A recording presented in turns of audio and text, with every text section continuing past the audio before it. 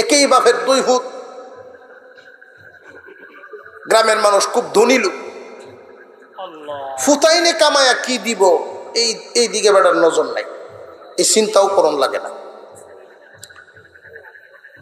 দেখে একটা ছেলে দেখতে শুনতে নাদুস নুদুস, খুব চালাক চতুর, স্মার্ট বয়, এইটারে জেনারেল লাইনে দিছে স্কুলে। আর একটা একটু লেসা ফেসা,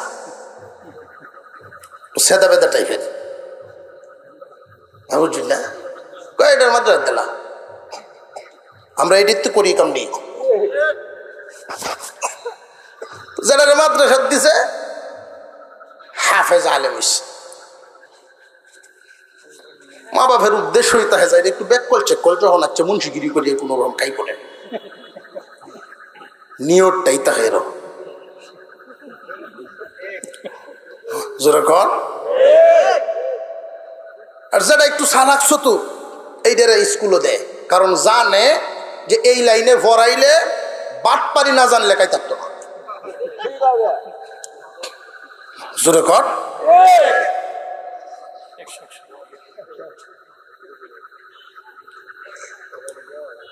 একজন ডাক্তার হয়েছে, দুনিয়ার শিক্ষায় শিক্ষিত হয়ে দুনিয়াদার, আর একজন দিনই লাইনে শিক্ষিত হয়ে দিনদার। দুনিয়াদার দুনিয়ার লাইনে শিক্ষিত হয়ে যে দুনিয়াদার হয়, তার হিসাব নিকাশও তো দুনিয়াবি হিসাব, আর যে দিনদার তার হিসাব নিকাশ তিনি হিসাব নিকাশ।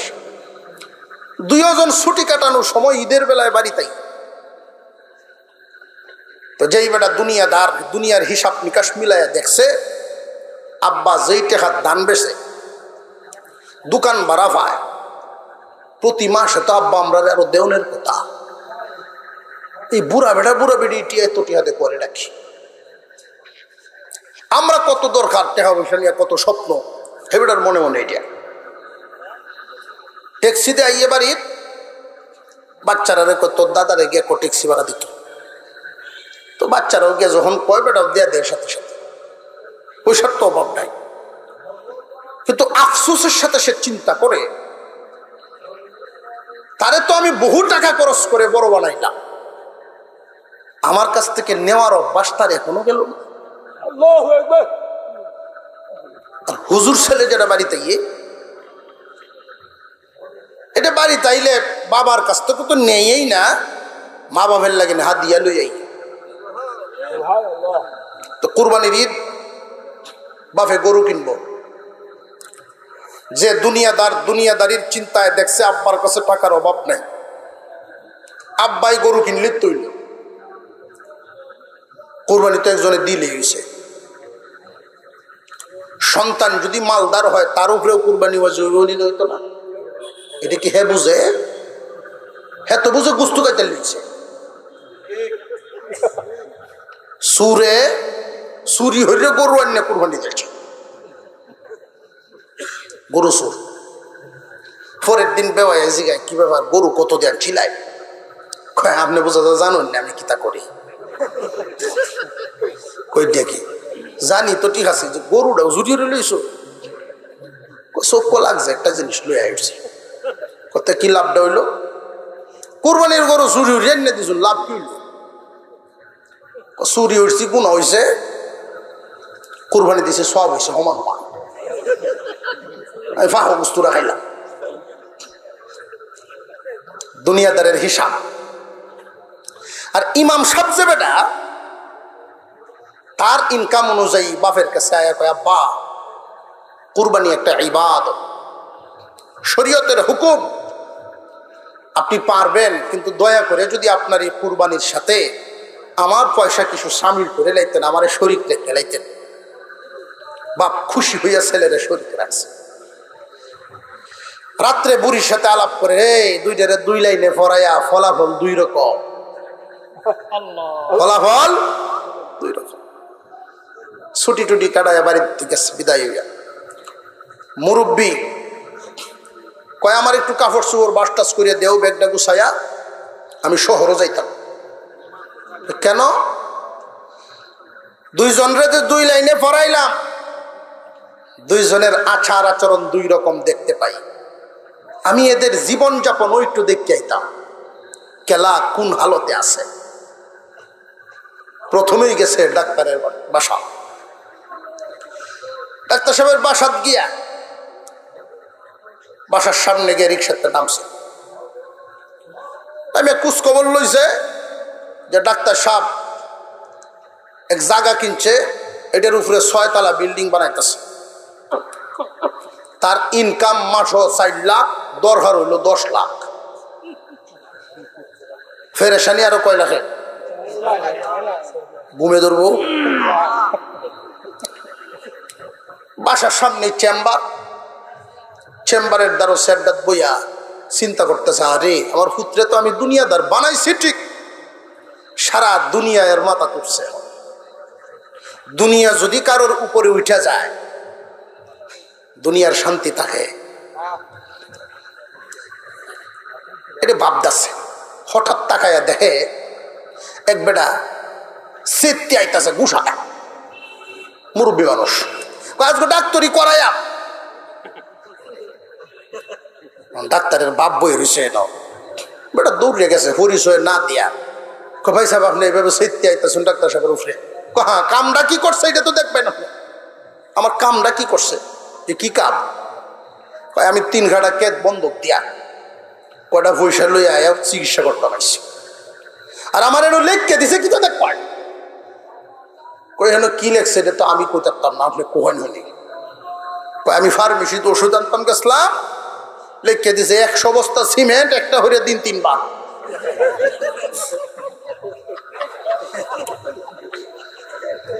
তখন বাপে বুঝছে ভাই সাহেব এই ডাক্তার সাহেব বিল্ডিং করতেছে, আপনারা যে সময় দেখে মিস্ত্রিরে ফোন দিছে সিমেন্ট লাগবে, এটা এনে লিখেছে।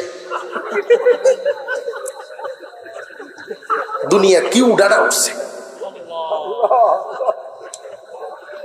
বাসা তার ঢুকছে না। তুই তার তোর দুনিয়া লইয়া আমি গেলাম। মুন্সিপাড়া কোন অবস্থায় আছে কে দেখি। ইমাম সাহেবের বাসা একবারে মসজিদের সামনে গিয়ে নামছে। বাবারে দেখাই দৌড়ায়া ইমাম সাহেব মসজিদ থেকে বাইর হয়েছে। বাপ খুব ভালো করে জেনে রাখবেন, দিনদার মানুষ আদবওয়ালা হয় আর দুনিয়াদার মানুষ বেয়াদব হয়। দিনদার মানুষ দৌড়ায় মসজিদ থেকে বেরোইছেন, আব্বা আইছেন। বাবার ব্যাগটা যখন নিতে চাইছে 3 জন মুসল্লি গিয়া ব্যাগটা ধরছে, হুজুর আমরা রাত দিই। ইমাম সাহেবের বাপ মুসল্লিরার কাছে সম্মান আছে না? যেই মাত্র মসজিদে ঢুকবেন ইমাম সাহেব নিজে বাবার জুতা দিয়ে এইভাবে ভাঁজ করে একবারে বুকের সাথে মিশায় ফেলছে। এই দৃশ্যটা দেখাই হাজী সাহেবের চোখ দিয়া গড় গড় করে পানি পড়া শুরু হয়ে গেছে। কোথায় কি দিলাম আর কই কি পাইলাম। 10 ভাগের 1 ভাগ পয়সাও ওর তলে আমি খরচ করি নাই, যেই পরিমাণ তার তলে দিছি। কোথায় কি ঢাললাম আর কোথায় কি পাইলাম। যে কয়েকদিন উনি সেখানে রইলেন মনের প্রশান্তি মিলছে। এই হলো দিন আর দুনিয়ার তফাৎ। সন্তানকে আমরা দিনদার বানাতে পারবো, দুনিয়াদারও বানাতে পারবো। সন্তানকে সম্মানী করাই আমাদের লক্ষ্য। দুনিয়াদার বানাইবেন, সম্মানী হবে, অস্থায়ী সম্মানী। আর দিনদার বানাইবেন, সুশিক্ষিত বানাবেন, স্থায়ী সম্মানী। কেমন স্থায়ী? শুধু দুনিয়াতে নয়, শুধু দুনিয়াতে নয়, আখিরাতেও সম্মানী। আল্লাহর এই হুকুমটা ফেরেশতারা আমল করতে গিয়া, পালন করতে গিয়া একজনে আগে করে ফেলছে আর আরেকজন করে নাই। যে করে নাই সে ইবলিস, লানত প্রাপ্ত হয়ে গেল, কিয়ামত পর্যন্ত অভিশপ্ত। কে মর্যাদা দেওয়ার কারণে না না দেওয়ার কারণে? আরো জোরে কোন। ইলমওয়ালাকে মর্যাদা দেয় নাই, অহংকার করেছে যে আমি তার চাইতে উত্তম। আল্লাহ বুঝায় দিলেন যে তুমি তার চাইতে উত্তম কেমনে? তোমার ভিতরে ইলম দেই নাই, এমন ইলম আদমের ভিতরে দান করেছি, আমি আল্লাহ বুঝিয়া শুনিয়াই হুকুম দিয়েছি, হুকুম পালন করো। হুকুম পালন করে নাই, লানত প্রাপ্ত হয়ে গেছে। পক্ষান্তরে ফেরেশতারা যখন সেজদা দেয়, একজন ফেরেশতা আগে দিয়ে দিয়েছে। ইলমওয়ালাকে মর্যাদা দিতে গিয়া যখন একজনের সেজদা আগে পড়ে গেছে, ওই ফেরেশতার নাম ইসরাফিল আলাইহিস সালাম। ইসরাফিল আলাইহিস সালামকে আল্লাহ বলেন, ইসরাফিল রে, সেজদা আগে দিয়ে দিছো আমার ইলমওয়ালাকে মর্যাদা দেওয়ার কারণে আমি আল্লাহ খুশি হইয়া তোমারে একটা পুরস্কার দিলাম। আর এই পুরস্কারটার নাম 30 পারা কুরআন। এই 30 পারা কুরআন তোমার কপালে লিখা দিলাম। ইলমওয়ালাকে আল্লাহ মর্যাদা দিছেন, তুমি দিবা না কেন? দুনিয়ার জমিনে অনেক মানুষ ইলমওয়ালার মর্যাদা বুঝে না। ঠিক তবে ঠিক, আর একটু জোরে কর। সম্মান দুই রাস্তায় আসে, একটা হলো সম্পদে। তো এই সম্পদের যেই সম্মান, এটা স্থায়ী না, অস্থায়ী। সম্পদ থাকে যতদিন, সম্মানও থাকে ততদিন। যেই সম্পদ থাকে না, সম্মানও থাকে না। আরেকটা রাস্তা আছে সম্মানিত হওয়ার, শিক্ষা। শিক্ষার মাধ্যমে যেই সম্মান হাসিল হয়, বিদ্যার মাধ্যমে যেই সম্মান হাসিল হয়, ওই সম্মান অস্থায়ী নয়, ওই সম্মান স্থায়ী হয়। আমাদের দেশের উদাহরণ দিয়ে বুঝাইতে গিয়ে আমাদের দেশের দুইজনের নাম নেই, দুজন ইসলাম। একজনের নাম জহিরুল ইসলাম, আর একজনের নাম কাজী নজরুল ইসলাম। সারা বাংলাদেশের ধনী ছিলেন জহিরুল ইসলাম, ধনী হিসেবে সম্মানিত ছিলেন। কিন্তু আজকে উনি নাই, ওনার নাম দামও, ওনার সম্মান আছে। কাজী নজরুল ইসলাম, উনি ধনী ছিলেন না, শিক্ষায় ওনার দখল ছিল। উনিও নাই, কিন্তু ওনার নামের সম্মানে কোনো আছে না নাই? ওনার বিদ্যার গবেষণা আছে না নাই? আপনারাও দুইটা গুণ সাথে নিয়ে আমার কথাগুলো শুনবেন। 1 নাম্বার গুণ মনোযোগের সাথে শুনবেন, 2 নাম্বার আমলের নিয়তে শুনবেন। সম্মানিত হাজিরিন, মালদার সম্মানিত হয়, শিক্ষিত মানুষও সম্মানিত হবে। আমরা কি অস্থায়ী সম্মান চাই না স্থায়ী সম্মান চাই? স্থায়ী সম্মান চাই। আমরাও চাই আমাদের সন্তানদেরকে এভাবেই করতে চাই। সুশিক্ষিত যদি তাদেরকে করতে পারি, স্থায়ী সম্মানই হবে।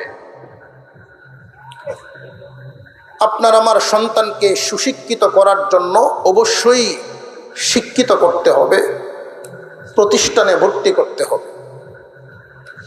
আমাদের দেশের শিক্ষা ব্যবস্থার 2 ধরনের,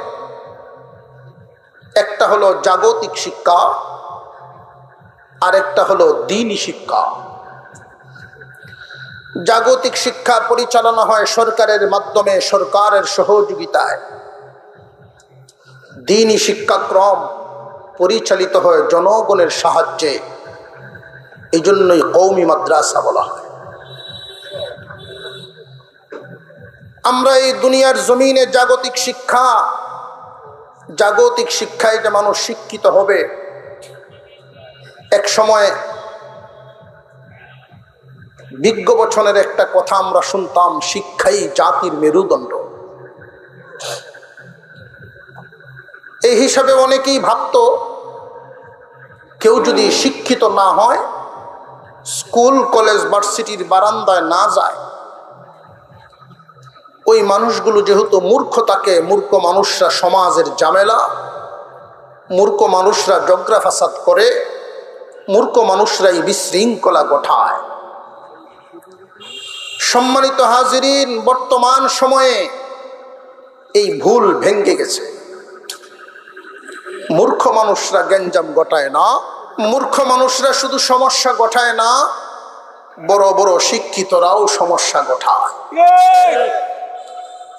বর্তমান সময়ে আমরা শিক্ষা প্রতিষ্ঠানের দিকে যদি তাকাই, জাগতিক শিক্ষার সাথে জড়িত 50% বেশি শিক্ষার্থী, শতকরা শহর লেভেলের যেই শিক্ষা প্রতিষ্ঠান লক্ষ্য করে দেখেন 50% বেশি হয়ে যায় কোনো না কোনোভাবে নেশার সাথে জড়িত হয়ে গেছে। শিক্ষা জাতির মেরুদণ্ড, কথাটা মনে রাখবেন। অর্ধেকের বেশি নেশাগ্রস্ত হয়ে গেছে। নেশাগ্রস্ত হয়ে গেলে একটা মানুষের মস্তিষ্ক ঠিক থাকে না, বিকৃত হয়ে যায়। নেশার টাকা যখন জোগাড় করতে পারে না, মা বাবার সাথে অসম্মানজনক আচরণে লিপ্ত হয়ে যায়। বাকি যারা আছেন বিভিন্ন দলের সাথে সম্পৃক্ত হওয়ার কারণে লক্ষ্য করে দেখবেন অস্ত্রের জঞ্জনানি, একদল ছাত্র আরেক দল ছাত্রীর উপরে বিভিন্ন ধরনের অস্ত্রশস্ত্র নিয়ে হামলা করে। কলেজ ভার্সিটিগুলোতে রামদার থেকে নিয়ে পিস্তল পর্যন্ত ব্যবহার করা হয়। জাগতিক শিক্ষার চিত্রটা আমাদের চোখের সামনে, যেটা ওইটা আপনাদের সামনে আলোচনা করছি। কিছু আছে নেশাগ্রস্ত, কিছু হইল অস্ত্রধারী। যাও কিছু সেখান থেকে বের হয় শিক্ষিত হয়ে, অফিস আদালতের চেয়ারে বসে তারা যেই হালত তৈরি করে তা তো আপনাদের সকলেরই জানা। এক টেবিল থেকে একটা ফাইল আরেক টেবিলে নিলে সহজে যায় না, টাকা দিয়ে ঘুষ দিয়ে ঠেলতে হয়। জাগতিক শিক্ষায় আমাদেরকে এই উপহার দিচ্ছে, এই রকম শিক্ষিত মানুষ দিচ্ছে। এবার দ্বীনি শিক্ষার ব্যবস্থাটা আমরা একটু লক্ষ্য করে দেখি। সারা বাংলাদেশের বড় বড় কওমি মাদ্রাসাগুলো তাকায়া দেখবেন, যেখানে হাজার হাজার ছাত্র, কোনো একটা ছাত্র নেশার সাথে জড়িত নাই, কোনো একটা ছাত্র অস্ত্রের জঞ্জনানির সাথে জড়িত নাই।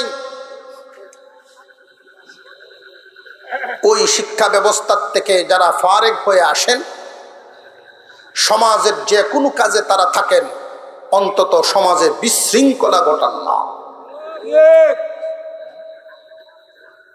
এর মূল একটা কারণ যে জাগতিক শিক্ষার একটা প্রভাব, দ্বীনি শিক্ষার একটা প্রভাব। যারা জাগতিক শিক্ষায় সন্তানদেরকে দেয়, জাগতিক শিক্ষায় শিক্ষিত হবে, সুশিক্ষিত হবে না। দ্বীনি শিক্ষায় শুধু শিক্ষিত নয়, সুশিক্ষিত হবে। দুইটা দুই রকম। জাগতিক শিক্ষায় শিক্ষিত হতে পারে, আর দ্বীনি শিক্ষায় সুশিক্ষিত হতে পারে। শিক্ষিত মানুষ ভালো হয়, মন্দ হয়, আর সুশিক্ষিত মানুষ কখনো মন্দ হয় না। জাগতিক শিক্ষার প্রভাবে মানুষ কি হয়, আর আমরা এই জাগতিক শিক্ষায় সন্তানদেরকে দেই বা কেন? উদ্দেশ্য আমাদের একটা আছে। আমার সন্তান যদি জাগতিক শিক্ষায় শিক্ষিত হতে পারে, দুনিয়ায় মালদার হতে পারবে, দুনিয়ায় সম্মানী হতে পারবে। দ্বীনি শিক্ষায় মানুষ সন্তানকে কেন দেয়?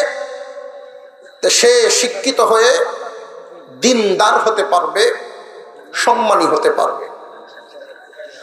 দুনিয়ার শিক্ষা হাসিল করে মালদারও হতে পারে, সম্মানী হতে পারে। দ্বীনি শিক্ষা হাসিল করে শুধু সম্মানী হতে পারে, মালদার না। কথাটা ভালো করে বুঝবেন। দ্বীন আর দুনিয়া,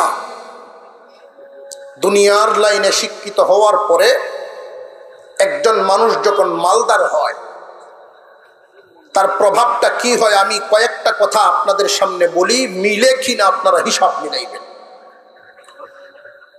দিনের ছোঁয়া পায় নাই, শুধু দুনিয়াবি শিক্ষায় শিক্ষিত হইলে আদবওয়ালার চেয়ে বেয়াদব বেশি হয়। তার প্রমাণ স্কুল কলেজ ভার্সিটির অনেক ছাত্রের হাতে নিজ শিক্ষক লাঞ্ছিত, রাস্তাঘাটে পিটিয়ে পর্যন্ত প্রমাণ দেখাইছে বাংলাদেশে। জাগতিক শিক্ষায় আদবওয়ালা বানায় না, বেয়াদব বাহির হয়। জাগতিক শিক্ষায় একজন মানুষ মালদার হতে পারে, দ্বীনি শিক্ষায় একজন মানুষ দিনদার হতে পারে। মালদার আর দিনদারের তফাৎটা লক্ষ্য করে দেখবেন। কোনো মালদার সন্তানের সাথে যদি তার পিতা কথা বলে বয়ে বয়ে কথা বলে, মালদার সন্তান ওই সন্তানের সামনে যখন কোনো পিতা দাঁড়ান আর সন্তানকে স্কুল কলেজ ভার্সিটি পড়ায়া এমন জায়গায় বাবায় নিয়েছেন, যিনি নিছেন উনি যখন সেই মালদারের সামনে প্রায় কথা বলে, ভয়ে ভয়ে কথা বলে, না জানি আমার ছেলে কি বিরক্ত হয় কিনা। পক্ষান্তরে যদি ছেলে দিনদার হয়, এই দিনদার ছেলে যখন বাবার সামনে দাঁড়ায়, ভয়ে ভয়ে কথা বলে, আমার বাবা কি বিরক্ত হন কিনা। দিনদার আর দুনিয়াদারের পার্থক্যটা আপনাদের বুঝে আসতে গেছে, বুঝতেছেন কিনা? গোড়ালির দিকে একটু নজর করেন। আল্লাহ পাক মাল দিছেন আল্লাহর অপছন্দের বান্দাদের। সন্তানকে শুধু মালের পিছনে দৌড়াইবেন, মালদার বানাইতে চাইবেন, ভুল করবেন। মালদারের সম্মান বেশি দিন টিকে না, এটা অস্থায়ী। মালদার মানুষ গুনাহগার হয় বেশি, দিনদার মানুষ আল্লাহওয়ালা। মালে মানুষকে গুনার দিকে নেয়, মালদার মানুষকে অহংকারী বানায়, মালে মানুষকে দুনিয়াধার বানায়, দিন ভুলায় দেয়, আখেরাত ভুলায় দেয়। মালদার মানুষ বেয়াদব হয়ে যায়। দিনদার, আখেরাত, আল্লাহ, মুরব্বীদের কদর সব ঠিক থাকে। দুইটা পার্থক্য আপনাদের সামনে তুলে ধরলাম। এবার আসেন বাস্তব চিত্রের কিছু নমুনা আমরা দেখি। কোনো বাবা গর্ব করে পরিচয় দিতে পারে একই বাবার দুই ছেলে, একজন ডাক্তার আর একজন হাফেজ আলেম, অথবা একজন জেনারেল শিক্ষায় শিক্ষিত হয়ে ডিসি হয়েছে আর একজন হাফেজ আলেম হয়েছে। হাফেজ আলেমকে নিয়ে বাবায় গর্ব করে কম, ডিসিরে নিয়ে যেইভাবে বুক ফুলায়া কম। ঠিক না বে ঠিক? মুসলমান ইমানদার ভাইরা আমার,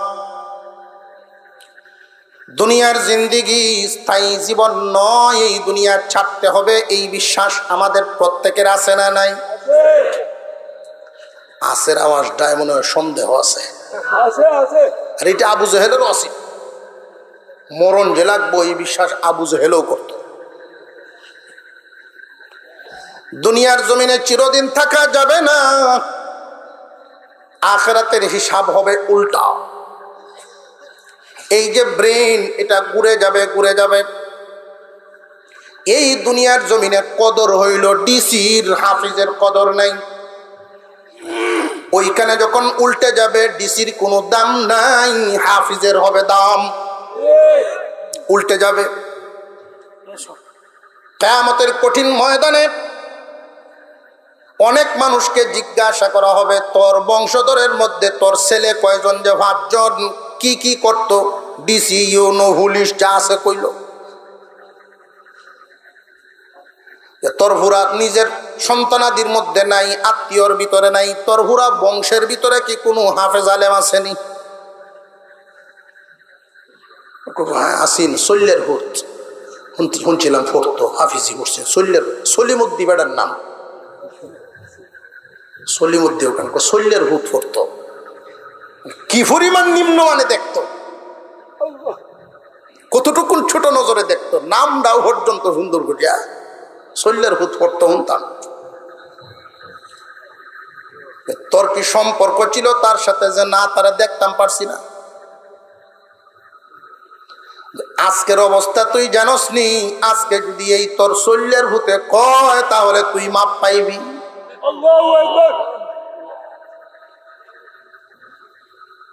দুনিয়ার জমিনে যাদেরকে জেনারেল শিক্ষায় শিক্ষিত করে আপনারা দুনিয়ার জমিনে দুনিয়াদার বানাইলেন, এদের বাহাদুরি দুনিয়া পর্যন্তই সীমাবদ্ধ। আল্লাহ পাক রব্বুল আলামিন মাল আর ইলমের বন্টনটা করেছেন ভিন্নভাবে।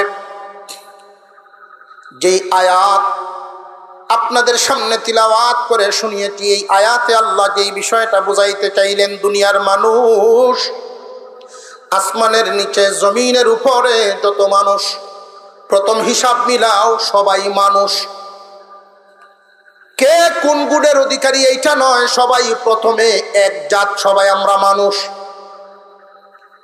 আমেরিকা, লন্ডন, সৌদি আরব, বাংলাদেশ, ভারত, পাকিস্তান যা আছে সবাই আমরা মানুষ। আসমানের নিচে যা আছে সব মানুষ। মহান আল্লাহ বলেন, ও দুনিয়ার মানুষ, আমি স্রষ্টা, তোমরা আমার সৃষ্টি, তোমরা সবাই মানুষ, কিন্তু তোমাদের মধ্যে আমি একদল মানুষের ইজ্জত বাড়ায় দিছি। তারা কারা জানো নি? তোমাদের মধ্যে যারা ইমানদার, আমি আল্লাহর কাছে এদের মর্যাদা আছে। কেমন মর্যাদা তোমরা জানো নি? একজন ইমানদার যতক্ষণ পর্যন্ত দুনিয়ার জমিনে থাকবে, আমি আল্লাহ কিয়ামত ঘটাইব না। সমস্ত মানুষের মধ্যে ইমানদারের মর্যাদা আছে না নাই? আল্লাহ পাক রব্বুল আলামিন বলেন, একজন ইমানদার থাকলেও আসমান ভাঙবো না, একজন ইমানদার থাকলেও দুনিয়া ধ্বংস করব না। ও কাফের মুশরিক বেঈমানেরা, ইমানদারের উসিলায় দুনিয়াদার হইছো, ইমানদারের উসিলায় দুনিয়া ভোগ করো, তোমরা তো জানো না। মুসলমান ইমানদার ভাইরা আমার, ইমানদার হতে পেরে খুশি না বেজা? উঁচু আওয়াজে শুকর আদায় করেন, বলেন আলহামদুলিল্লাহ। ইমানের শুকরিয়া, ইমানের শুকরিয়া। সরিষার দানা পরিমাণ ইমান নিয়েও যদি কবরে যাইবার পারেন, সরিষার দানা এর চেয়ে কম। মুফাসসিরিনে কেরাম বলেন, এর চেয়ে আরো কম বলতে কি পরিমাণ কম? রোদ উঠলে মাঝে মাঝে দেখবেন সূর্যের আলো ঘরের বেড়া আর ছিদ্র দিয়া ঘরের ভিতরে পড়ে। এই আলোটার মধ্যে কিছু ধুলা বালি উড়াউড়ি করেনি না করে না? এই ধুলা কণাটা এত ছোট, এত ছোট, খালি চোখে দেখা যায় না সূর্যের আলোতে না থাকলে। এই কণা পরিমাণ ইমান নিয়েও যদি কেউ এই দুনিয়ার জমিন চাটতে পারে, আল্লাহ রব্বুল আলামিন 10 দুনিয়ার সমান একটা জান্নাত তারে দিবে। ইমানদারের কত দাম! এই জমিনে সবাই মানুষ। আল্লাহ পাক রব্বুল আলামিন বলেন, সমস্ত মানুষের মধ্যে আমি ইমানদারের মর্যাদা বাড়ায়া দিলাম। আর যারা ইমানদার, এবার তোমরা কান পেতে শুনে রাখো, ইমানদার যারা তোমরা এবার কান পেতে শোনো, আমি আল্লাহ তোমাদের মধ্যে কিছু মানুষকে পছন্দ করছি। তোমরা যারা ইমানদার, তোমাদের মধ্যে আমার কিছু পছন্দের মানুষ আছে, যাদেরকে আমি আল্লাহ আমার ইলম দিলাম, যাদেরকে আমি ইলম দান করেছি, ওরা তোমাদের মধ্যে সম্মানী। মনে করেন সেই প্রথম দিনের কথা, আদম আলাইহিস সালামকে আল্লাহ বানাইছেন ফেরেশতাদের মুখামুখি, ফেরেশতাদের সম্মুখে। সুবিধা হইতেছে কোনো? ফেরেশতাদের সামনে আদম আলাইহিস সালাম, ওয়া আল্লামা আদম আল আসমাআ কুল্লাহা, আল্লাহ পাক রব্বুল আলামিন ইলম দেলে দিলেন, সর্বপ্রথম ইলম দেনেওয়ালা আল্লাহ। ইলমের সর্বপ্রথম শিক্ষক হলেন আল্লাহ, সর্বপ্রথম ছাত্র আদম আলাইহিস সালাম। ইলম দিলেন আল্লাহ পাক। কিয়ামত পর্যন্ত যত বস্তু দুনিয়াতে মানুষ ব্যবহার করবে, সমস্ত বস্তুর নমুনা সামনে হাজির। ও ফেরেশতারা, তোমরাও আমার সৃষ্টি, আদমও আমার সৃষ্টি। বলো দেখি ওই জিনিসগুলোর নাম তোমরা বলো। ফেরেশতারা জানায় দিল, সুবহানাকা লা ইলমা লানা ইল্লা মা আল্লামতানা ইন্নাকা আনতাল আলিমুল হাকীম। আয় আল্লাহ, আপনি যা শিখান নাই, যেই ইলম আপনি আমাদের দেন নাই, এই ব্যাপারে আমাদের কোনো ইলম নাই। আল্লাহ রাব্বুল আলামিন এইবার আদমকে হুকুম দিলেন। আদম আলাইহিস সালাম একটা একটা করে সব নাম বলে দিলেন। মহান মাওলাই কারীম ঘোষণা দেন, ফেরেশতারা রে, তোমরাও সৃষ্টি, আদমও সৃষ্টি। তবে আদমকে আমি মর্যাদা দিলাম কেন জানোনি? তার ভিতরে আমি ইলম ঢুকায়া দিছি। ইলমের কারণে আদমের মর্যাদা বেড়ে গেছে। সুতরাং আমার হুকুম, আদমকে সাজদা দাও। আল্লাহু আকবার। কিসের কারণে? ইলমের কারণে। এবার সবচেয়ে মজার ব্যাপার, খুব ভালো করে মনে রাখবেন, আল্লাহর এই হুকুমটা ফেরেশতারা আমল করতে গিয়া, পালন করতে গিয়ে একজনে আগে করে ফেলছে আর আরেকজন করে নাই। যে করে নাই সে ইবলিস, লানত প্রাপ্ত হয়ে গেল, কিয়ামত পর্যন্ত অভিশপ্ত। কে মর্যাদা দেওয়ার কারণে না না দেওয়ার কারণে? আরো জোরে কোন। ইলমওয়ালাকে মর্যাদা দেয় নাই, অহংকার করেছে যে আমি তার চাইতে উত্তম। আল্লাহ বুঝায় দিলেন যে তুমি তার চাইতে উত্তম কেমনে? তোমার ভিতরে ইলম দেই নাই, এমন ইলম আদমের ভিতরে দান করেছি। আমি আল্লাহ বুঝিয়া শুনিয়াই হুকুম দিয়েছি, হুকুম পালন করো। হুকুম পালন করে নাই, লানত প্রাপ্ত হয়ে গেছে। পক্ষান্তরে ফেরেশতারা যখন সেজদা দেয়, একজন ফেরেশতা আগে দিয়ে দিয়েছে। ইলমওয়ালাকে মর্যাদা দিতে গিয়া যখন একজনের সেজদা আগে পড়ে গেছে, ওই ফেরেশতার নাম ইসরাফিল আলাইহিস সালাম। ইসরাফিল আলাইহিস সালামকে আল্লাহ বলেন, ইসরাফিল রে, সেজদা আগে দিয়ে দিছো আমার ইলমওয়ালাকে মর্যাদা দেওয়ার কারণে। আমি আল্লাহ খুশি হইয়া তোমার একটা পুরস্কার দিলাম, আর এই পুরস্কারটার নাম 30 পারা কোরআন। এই 30 পারা কোরআন তোমার কপালে লিখা দিলাম। ইলমওয়ালাকে আল্লাহ মর্যাদা দিছেন, তুমি দিবা না কেন? দুনিয়ার জমিনে অনেক মানুষ ইলমওয়ালার মর্যাদা বুঝে না। ঠিক না বে ঠিক? আর একটু জোরে কর। কিয়ামতের কঠিন ময়দানে দুনিয়ার হিসাব নিকাশ পুরা উল্টে যাবে। দুনিয়াতে যারা বর্তমান দামি দামি বলে, ওদের কোনো দাম থাকবে না। দুনিয়ার জমিনে আমরা যাদেরকে দাম দেই না, সত্যিকারে ওরাই দামি হবে। قال النبي صلى الله عليه وسلم يشفع يوم القيامة ثلاثة: الأنبياء ثم العلماء ثم الشهداء। তিন দল মানুষ কিয়ামতের দিন সুপারিশ করবে। এক নাম্বার নবীগণ, যার যার উম্মতকে সুপারিশ করতে থাকবেন। 2 নম্বরে আলেমগণ, 3 নম্বরে শহীদগণ। মুফাসসিরিনে কেরাম ব্যাখ্যা করেছেন, মুহাদ্দিসিনে কেরাম ব্যাখ্যা করেছেন এই হাদিসের। 1 নম্বরে নবীগণ, 2 নম্বরে আলেমগণ, 3 নম্বরে শহীদগণ। হিসাব অনুযায়ী, যুক্তি অনুযায়ী নবীগণের পরে শহীদগণ আসার কথা। যে নাকি নিজের জীবনটাই দিয়া দিল, ওই লোকটার সিরিয়াল আসার কথা। আল্লাহর পয়গম্বর ওই শহীদের মর্যাদা আগে না এনে আলেমের মর্যাদা কেন আনলেন? দুনিয়ার মুসলমান ইমানদার মুহাদ্দিসিন ওয়াল মুফাসসিরিন ব্যাখ্যা করেছেন, দুনিয়ার মানুষ জানিয়া রাখো, একজন মানুষ শহীদ হয়ে আল্লাহর জন্য শহীদ হয়ে নিজের জীবনটা দিয়ে সে জান্নাতি হয়ে গেল। কিন্তু একজন আলেম শুধু একা জান্নাতি হয় না, একজন আলেম সারাটা জিন্দেগি তার কলমটা মানুষের জাহান্নাম থেকে মুক্তির জন্য কাটায়। একজন আলেম তার জবানটা সারাটা জিন্দেগি ভর মানুষদেরকে জান্নাতের দিকে ডাকায় কাটায় দেয়।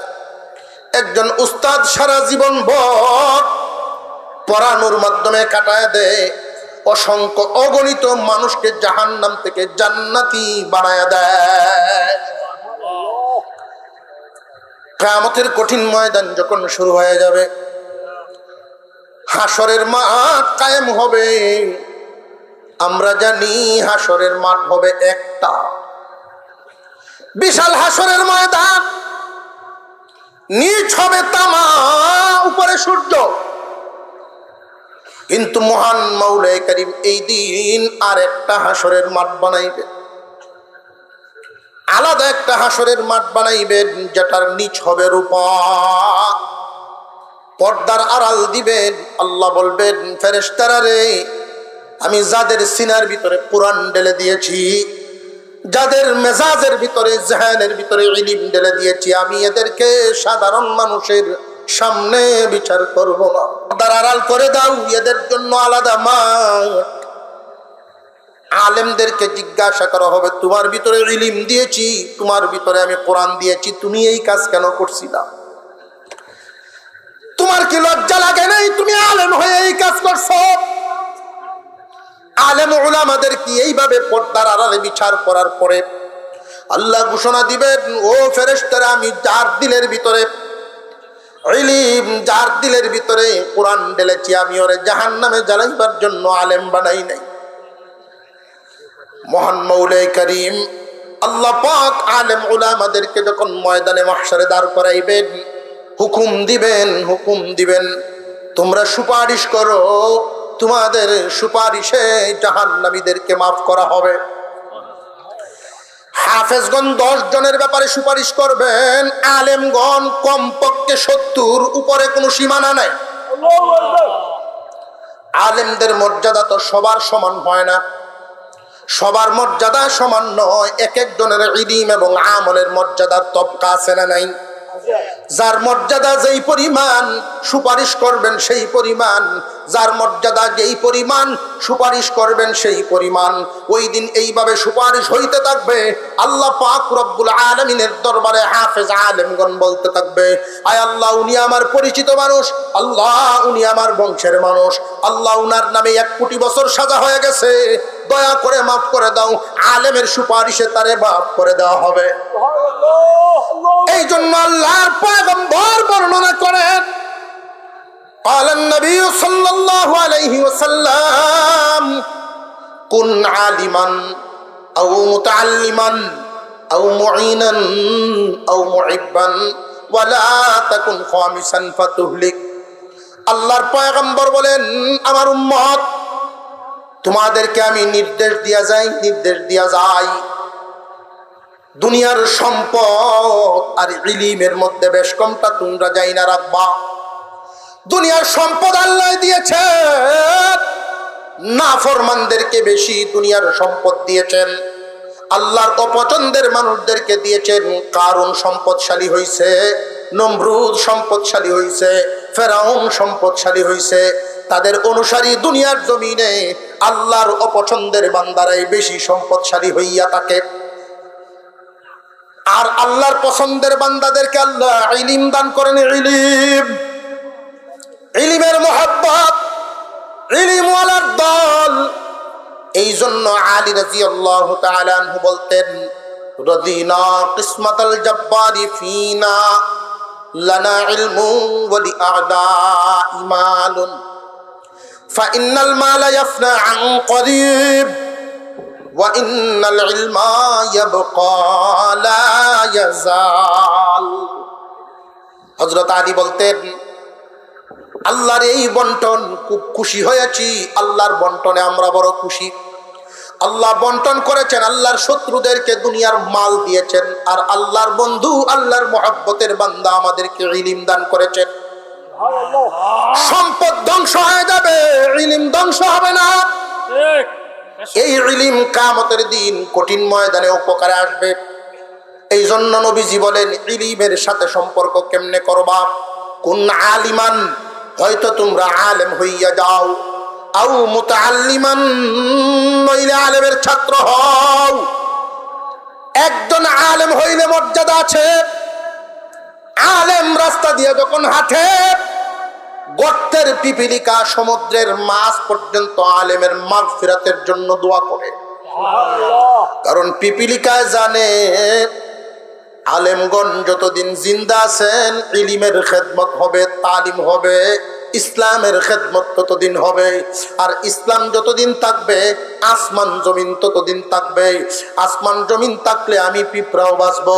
আর যদি এই আলেমগণ না বাঁচে, ইসলাম থাকবে না, আসমান জমিন থাকবে না, আমি পিপিলিকাও থাকবো না।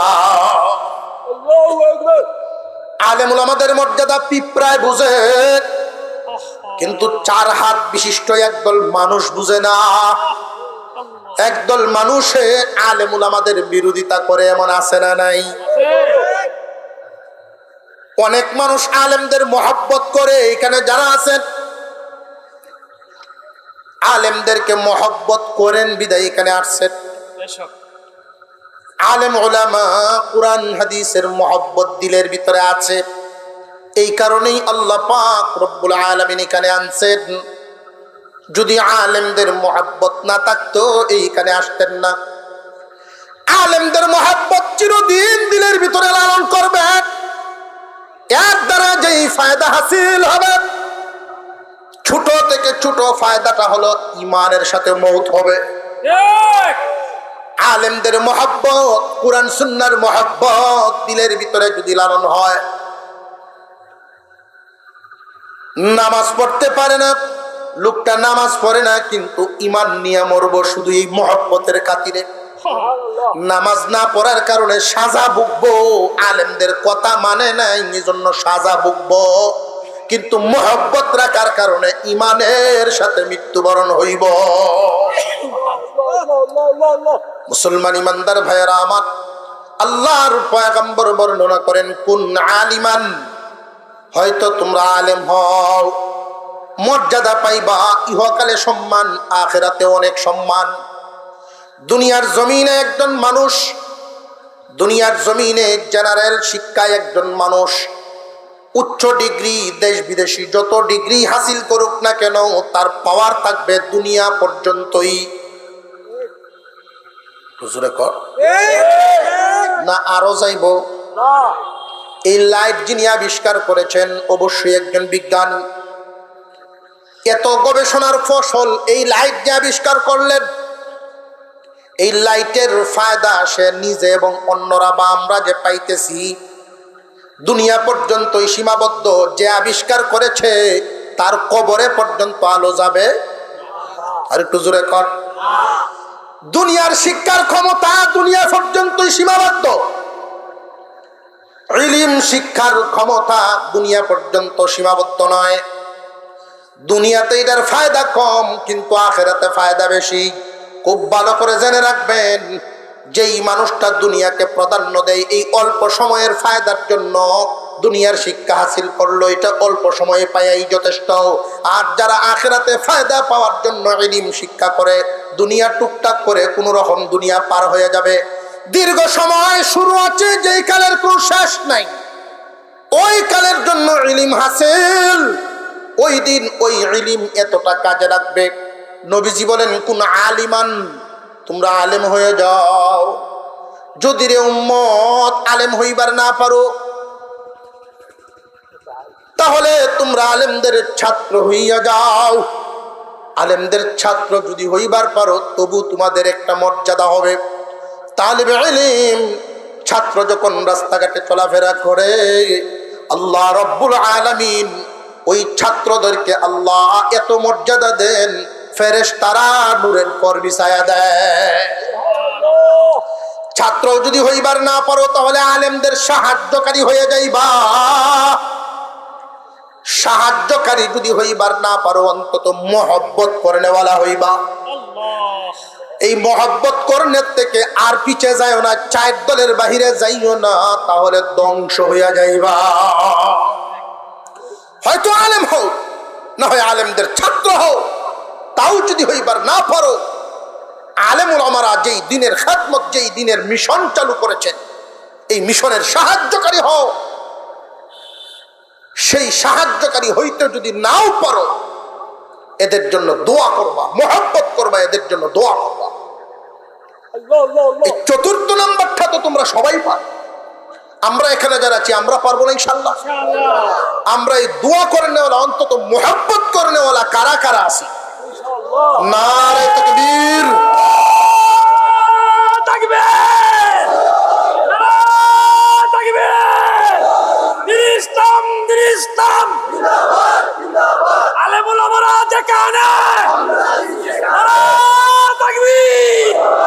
মাশাআল্লাহ মাশাআল্লাহ, আলহামদুলিল্লাহ। আজকের মাহফিল আল্লাহ কবুল করেন, বলুন আমিন। আরো জোরে বলেন আমিন। চিরজীবন ভর আলেমদেরকে মহব্বত করবেন, মাদ্রাসাগুলোকে মহব্বত করবেন। সারা বাংলাদেশের যত শিক্ষাঙ্গন 2টা ভাগে বিভক্ত। আমাদের ট্যাক্সে সরকার সরকারি প্রতিষ্ঠানগুলো চালায়, তো আমাদের ট্যাক্সেই, মুসলমানদের ট্যাক্সে, যেটা মুসলমানদের সবচেয়ে বেশি জরুরি, সেই ক্ষেত্রটার দিকে কোনো নজর নেই। মুসলমানদের টাকায় সত্যিকারের দ্বীনি শিক্ষা চালু রাখা লাগে।